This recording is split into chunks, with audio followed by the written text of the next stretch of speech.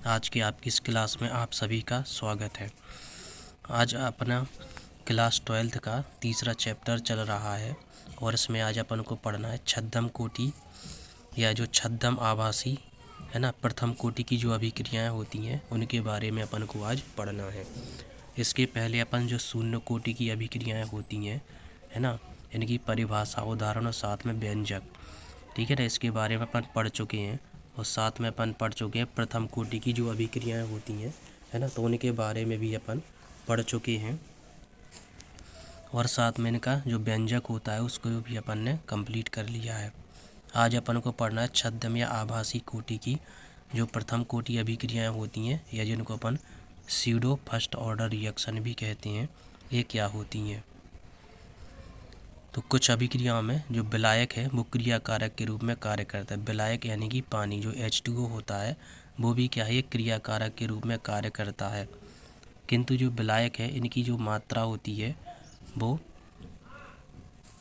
अधिक होने के कारण यह अल्प कमी अभिक्रिया दर को प्रभावित नहीं कर पाती है, ठीक है ना। जो किंतु जो विलायक है अत्यधिक मात्रा में होने के कारण अभिक्रिया में इसकी जो अल्प कमी है ना, वो अभिक्रिया की दर को क्या प्रभावित नहीं कर पाती है।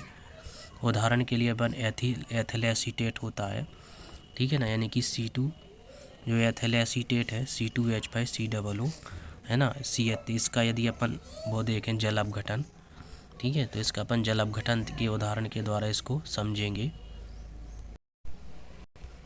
यहाँ पे ये एथिल एसीटेट यानी कि CH3COO C2H5 एथिल एसीटेट का यदि अपन जल अपघटन कराएंगे कि जल के साथ इसकी रिएक्शन कराते हैं, ठीक है ना, तो ये CH3COOH और प्लस में C2H5 यानी कि एल्कोहल बनता है, एसिड बनता है और एल्कोहल बनता है, ठीक है ना। तो इसमें अपन को लग रहा है कि जैसे अपनी क्या है, ये द्वितीय कोटि की अभिक्रिया हो, ठीक है ना। कैसा लगता है, द्वितीय कोटि, क्योंकि इसमें एक रिएक्टेंट J है और एक रिएक्टेंट J है, तो इससे अपन को लगता है कि द्वितीय कोटि की अभिक्रिया। लेकिन वास्तव में क्या होता है कि जो पानी है इसमें एक्सेस में होता है, यानी कि अधिक मात्रा में होता है।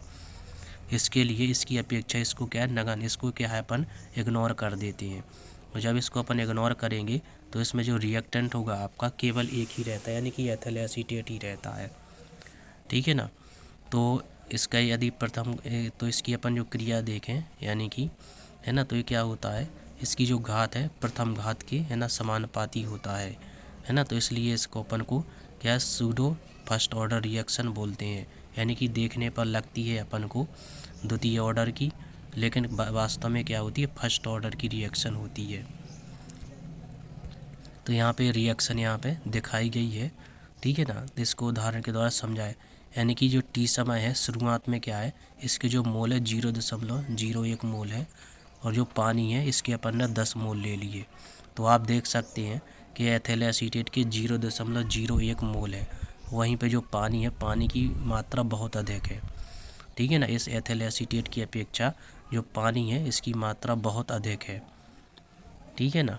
तो इसको क्या है, अपन इसको इग्नोर मान के चलते हैं, ठीक है ना, क्योंकि ये एक्सेस में होता है ना। तो इससे कोई इसका विशेष प्रभाव, इसकी जो सांद्रता होती है पानी की अधिकता के कारण इस पर कोई सांद्रता का विशेष प्रभाव नहीं पड़ता है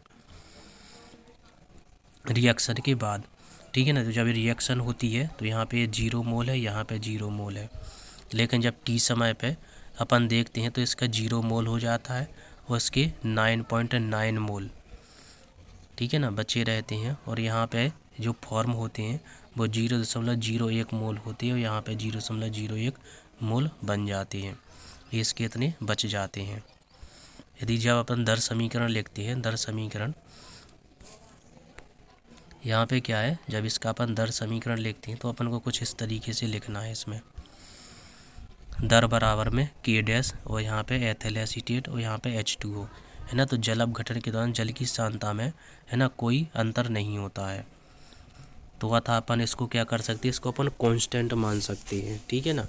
जो जल होता है बहुत अधिक सांद्रता में होता है ना, तो इसके बहुत अधिक एक्सेस, मतलब एक्सेस में होता है, ठीक है ना। तो इसकी सांद्रता को क्या है अपन है ना नगण्य मानते हैं, मतलब इसमें कोई क्या है अंतर नहीं होता, जल अपघटन के दौरान भी इसकी सांद्रता में कोई विशेष अंतर नहीं होता है ना। तो इसलिए अपन क्या है K डैश H2O, जो K डैश और इस H2O के स्थान इसको क्या है अपन स्थिरांक यानी कि कांस्टेंट मान लेते हैं, है ना। तो इससे क्या है जो अपना समीकरण दर समीकरण है वो इस तरीके से हो जाता है, के डैश और H2O के स्थान पे अपन के लिख देंगे तो ये हो जाएगा KCH3COO C2H5।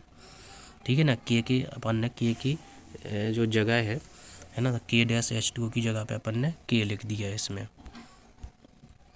तो इस तरीके से अपन देखते हैं कि जो दर समीकरण के अनुसार है जो अभिक्रिया है ये प्रथम कोटि की अभिक्रिया के समान व्यवहार दर्शाती है। इस अभिक्रिया की जो दर है वो आपके केवल एथिल एसीटेट यानी कि CH3COO की प्रथम घात की सांद्रता पर निर्भर करती है। वो ऐसी आपकी अभिक्रियाएं छद्म प्रथम कोटि की अभिक्रियाएं कहलाती हैं ये, है ना। तो यहाँ पे ये परिभाषा दी गई है ना। तो अर्थात इस प्रकार वे अभिक्रियाएं जो वास्तव में क्या है प्रथम कोटि की होती हैं, लेकिन अपन को देखने पर ही द्वितीय कोटि की अभिक्रियाएं लगती हैं, है ना। तो इसी को ही अपन छद्म या आभासी प्रथम कोटि की अभिक्रियाएं कहते हैं। यहाँ पे एक और उदाहरण दिया गया है ना। जो गन्ने की जो शक्कर है ना, इसका जब इन्वर्जन यानी कि अपन इसका जल अपघटन कराते हैं, ठीक है ना, तो ये ग्लूकोज और फ्रक्टोज बनता है। तो यहाँ पे भी वही कंडीशन जो पानी है ना, ये क्या होता है एक्सेस में होता है, इसलिए अपन इसको क्या है कांस्टेंट मान लेते हैं। ठीक है। तो आपका जो दर समीकरण है ना, तो दर समीकरण में अपन लिख देते हैं के C12H22 और O11, केवल अपन इसको ही बस लिखते हैं जो कि क्या प्रथम घात के समानुपाती होता है ना। तो इसलिए इसको क्या है अपन छद्म प्रथम कोटि अभिक्रियाएं कहते हैं।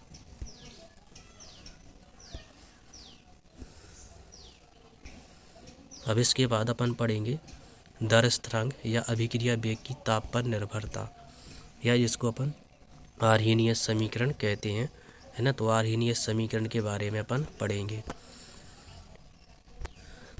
अपन ने ऐसा देखा है कि जो बहुत सी अभिक्रियाएं होती हैं वो ताप की वृद्धि के साथ तीव्र हो जाती है, यानी कि जैसे ही अपन रिएक्शन का ताप बढ़ाते हैं, ठीक है ना, तो उनकी जो बनने यानी कि प्रोडक्ट आपके रिएक्टेंट से जो प्रोडक्ट बनने की जो प्रक्रिया है वो बहुत ज़्यादा तेज हो जाती है।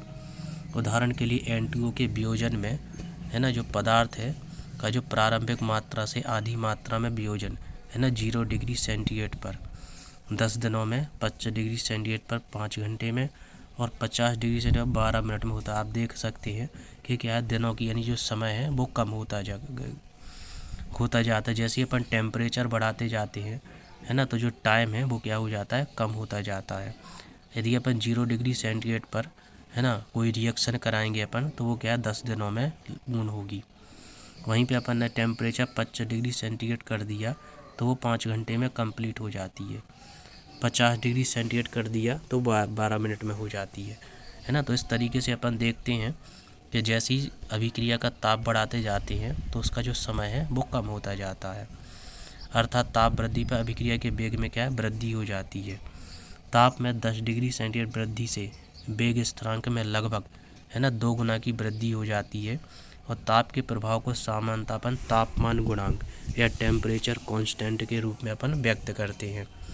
तापमान जो गुणांक है वो 10 डिग्री तापांतर वाले, है ना, वेग नियतांकों का अनुपात होता है। यह 2 से, है ना, 3 के मध्य मान रखता है। और यदि एक ताप, है ना, T डिग्री C अभिक्रिया वेग K1 है तो 10 डिग्री सेंटीग्रेड अर्थात यानी कि T+10, ठीक है ना, T+10 डिग्री सेंटीग्रेड पर इसके जो ताप गुणांक है ना, तो जो n का मान है आपका 2 से 3 के मध्य हो जाता है। तो यहाँ पे फॉर्मूला दिया गया है, ठीक है। तो फॉर्मूला है n बराबर KT+10, है ना। 10 के अंतराल पर अपन को टेम्परेचर बढ़ाना है और बटे में KT, है ना। तो ये क्या हो जाएगा आपका 2 और 3 के मध्य मान आता है। इसी के आधार पर क्या है आर्हेनियस समीकरण दिया गया, है ना। तो किसी अभिक्रिया की जो दर है जो वेग स्थिरांक निर्धारित करती है के लिए मात्रात्मक रूप से ताप के प्रभाव की आर्हेनियस ने एक नियम द्वारा इसको व्यक्त किया। और इसके अनुसार किसी अभिक्रिया का ताप बढ़ने पर उसके वेग में चरघातांकी क्या है वृद्धि होती है।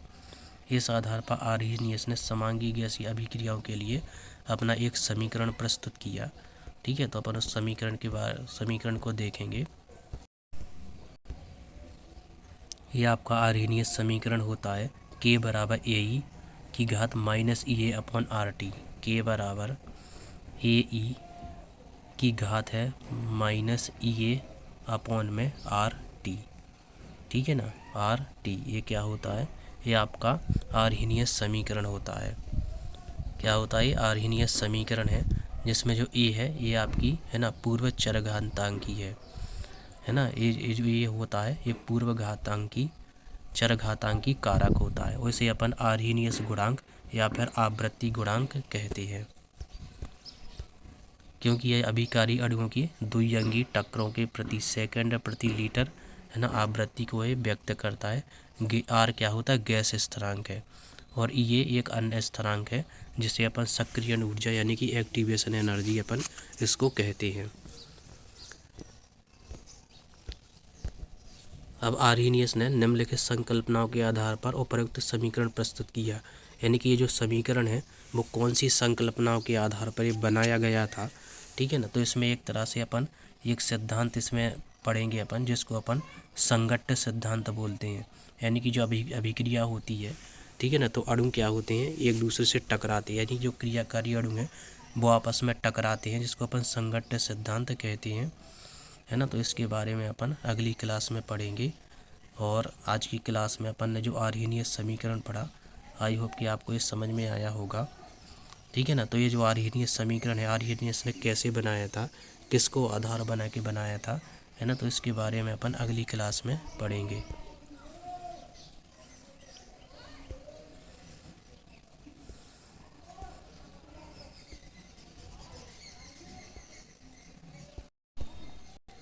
आज की क्लास में बस इतना ही। नमस्कार।